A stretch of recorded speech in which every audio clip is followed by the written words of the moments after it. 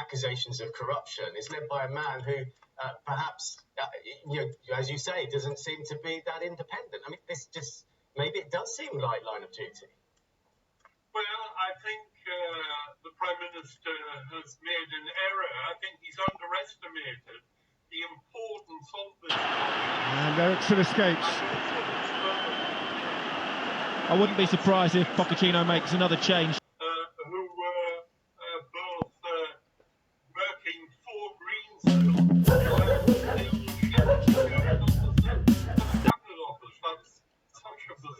Percentage of people involved in the drug trade that are never... Let's talk about civil servants and senior civil servants, because I mean the world of lobbying to me and most people... US troops will be withdrawn later this... I've been told by Simon Case, this is the head of the civil service... Really seeing... until the end of the week to declare any other jobs they hold outside... Really see and never really hear about, but actually it really influences our lives, doesn't it? Civil servants... I would, in fact, for senior civil servants, a lot of junior civil servants might just work in a bar or something like that to make a bit of extra money. But for senior civil servants, it's just not on that they should have two jobs. This is Walmsley, spins out to the first. Crosby and... interest in the civil service, and I personally would ban it altogether. Yes, so honestly, yeah, just to cut in there, it just seems all wrong. I mean, that doesn't seem right at any level. It was revealed that the former government chief commercial officer, Bill Crothers, worked for Greensill before he left the civil service, while he held a civil servant job. How is that right on any level? It isn't right, particularly when he was the chief procurement officer for the Cabinet Office, and Greensill were desperate to sell their services to the government. The conflict of interest is absolutely obvious. Who in the Cabinet Office actually agrees to such an arrangement? Okay, let's get on to David Cameron, because he's at the heart of this. Why do you think it's taken so long for the former Prime Minister, more than 5 weeks, to respond to questions about how he came to be employed by Greensill? Sheer embarrassment, I presume. I mean, he saw this coming and thought, I need to hide. Is that how you see it?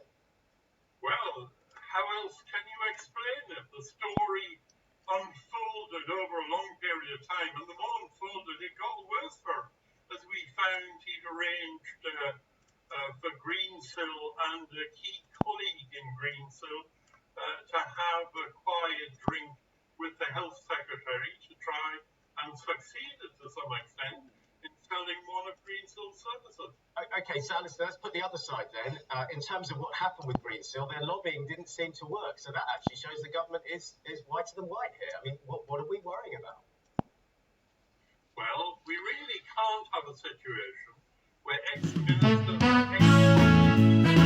can have this privileged access to people like the Chancellor of the Exchequer, who, let's face it, responded reasonably positively in the first instance. We've got to have a level playing field where if lobbying taking place, which is perfectly right in a democracy, there's a level playing field so everybody can have equal access.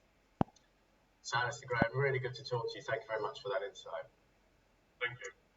Well, Richard Arnold is here with the latest entertainment news. And Richard, a tribute to the late Chadwick Boseman. Yes, indeed. One to look forward to.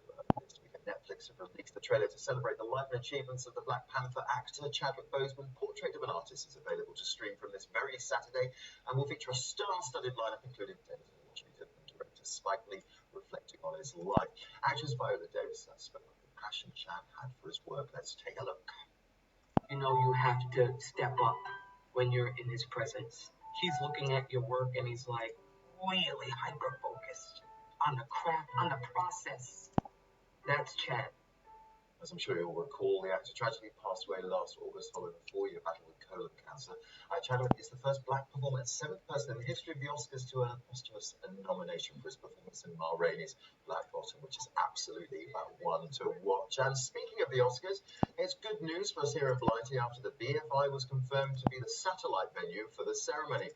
The 93rd Academy Awards were originally calling for all nominees to be in LA. before the ceremony this month, which in the current climate would be a bit of a stretch, wouldn't it? So this will be the first time in the awards history that the ceremony will take place in any form in the UK, but it's still unclear how it will operate based on restrictions on indoor events.